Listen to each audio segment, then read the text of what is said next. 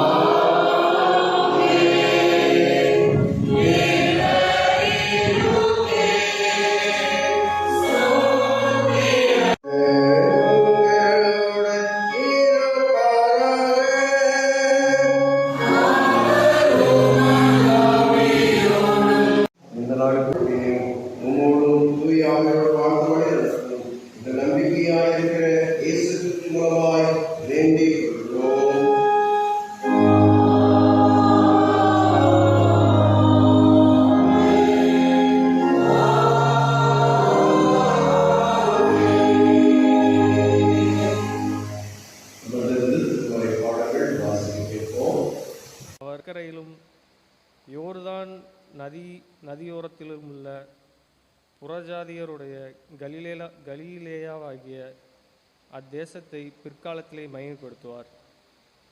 இருளில் நடக்கிற ஜனங்கள் பெரிய வெளிச்சத்தை கண்டார்கள். மரண இருளின் தேசத்தில் குடியிருக்கிறவர்களின் மேல் வெளிச்சம் பிரகாசித்தது. அந்த ஜாதியை திரளாக்கி அதற்கு மகிழ்ச்சியை பெருக பண்ணினீர்.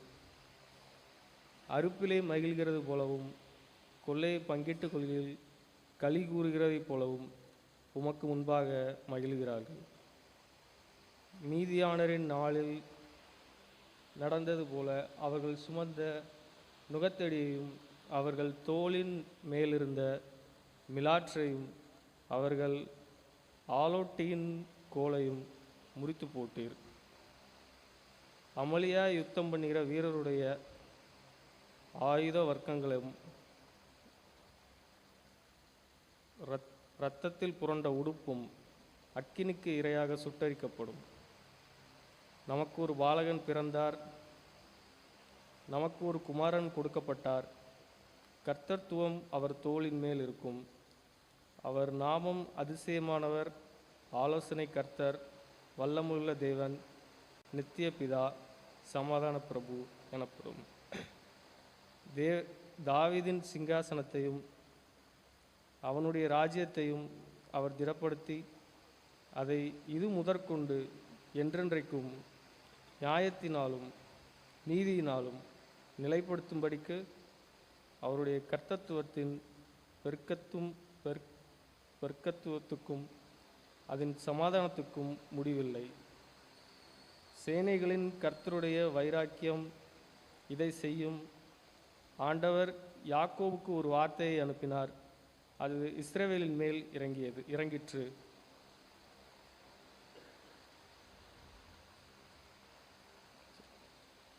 வாசிக்கும்படியாக தெரிந்து கொள்ளப்பட்ட முதலாம் வேத பாடம் வாசித்தாயிற்று. தேவனுக்கே மகிமை உண்டாகும்.